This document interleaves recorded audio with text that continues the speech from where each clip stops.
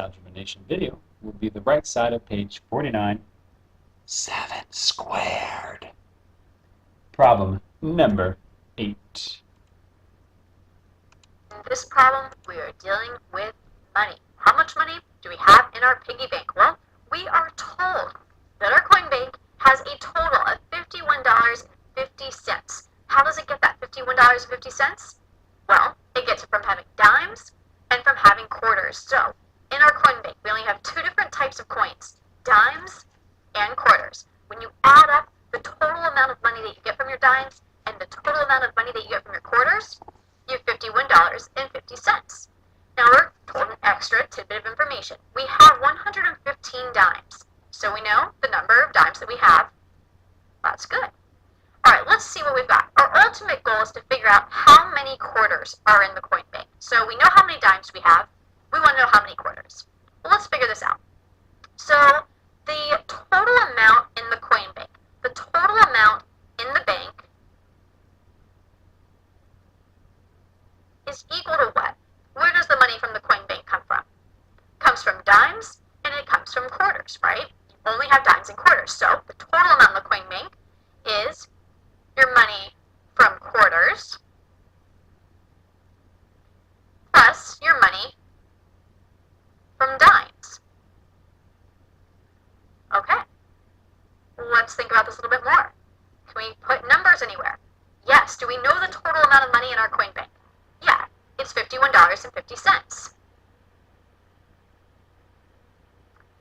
All right, what about the amount of money that we get from quarters? Well, if we have one quarter, how much money do we have? 25 cents, because each quarter is 25 cents. If we have two quarters, how much money do we have? 25 plus 25 gives us 50 cents. If we have 5 quarters, how much money does that give us? Well, 25 cents for each quarter. 25 cents times 5 would give us $1.25. The total amount of money that we get from our quarters is 25 cents for each quarter, right? We get 25 cents for each quarter times our number of quarters, right? If we have one quarter, Q is equal to 1, we get 25 cents. If we had 2 quarters, Q2, we'd have 50 cents. 2 times 25 cents would give you 50 cents. So the total amount of money that we get from our quarters is 25 cents times our number of quarters. Now what about dimes? How much money do we get from dimes? Well, for each dime, what do you get? What's a dime worth? 10 cents. So if we have one dime, we have 10 cents. If we have 2 dimes, we have 20 cents. For each dime, we get 10 cents. The total amount of money that we get from dimes is 10 cents per dime times the number of dimes. How many dimes do we have? D number of dimes. So we've got an equation set up here. We have two unknowns, our number of quarters and our number of dimes. But wait, we're told our number of dimes in our problem. We're told that we have 115 dimes. We have 115 dimes. Let's see what we get. Well, we know that our 51.50, our total amount in our coin bank, is 25 cents times our number of quarters. That gives us our total amount of money from quarters, plus 10 cents for each dime. 10 cents for each dime. So 10 cents times our number of dimes gives us the total amount of money that we get from dimes. So 10 cents times 115, because we were told that we have 115 dimes in our piggy bank. So how much money does that give us coming from dimes? I was told that you're ready for a brain break. Remember, you want to be paying attention during these videos so you don't look like this guy and get less than a $3.99 on your EOC. You want to look like this guy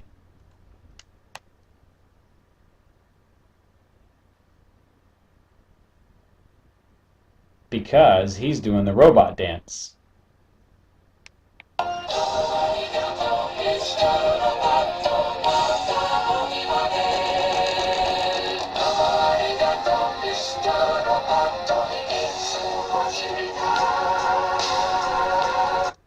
I know. You're thinking he's doing the robot dance because he just made a really good play for the first place 5-3 Chicago Bears. Throw him a little love, baby. But actually, he's doing the robot dance because he got a $3.99 or higher on the EOC last year. And he's pumped. Back to work. Well, 10 cents,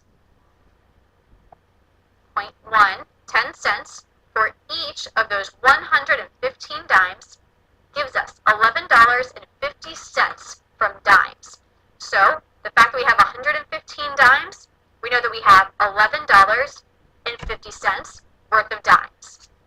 Well, the amount of money that we get from dimes plus our amount of money that we get from quarters is equal to our total amount of money that we have in our coin bank. Well, what are we trying to figure out?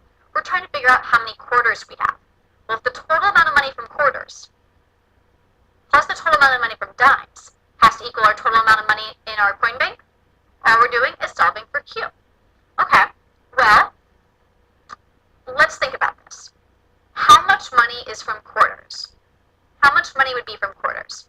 Well, if you're starting with $51.50 in your coin bank, right, your total amount of money in your coin bank, and you know that $11.50 of it is from dimes, then the rest has to be from quarters. $51.50 minus $11.50 would give you the total amount that you get from quarters.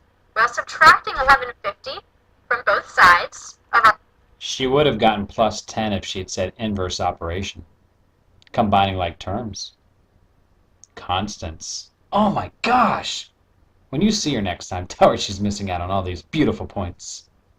equation, let's see what we get. Well, these would cancel out.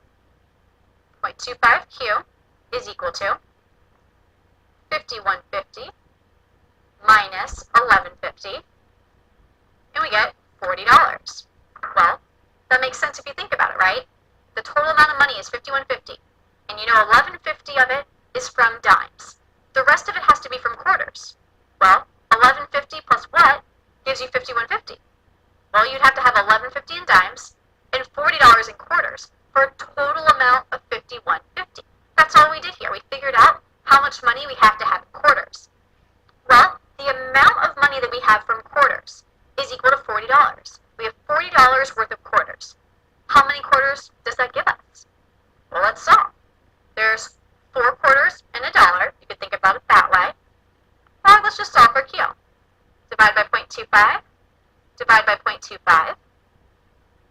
40 divided by 0.25 gives us 160. 160 She should have said divide by the coefficient. is equal to Q. We have 160 quarters. 160 quarters gives us $40. Well, if you take that $40 worth of quarters, you add it to our $11.50 worth of dimes, we get our total amount in our coin bank of $51.50. So the Bye.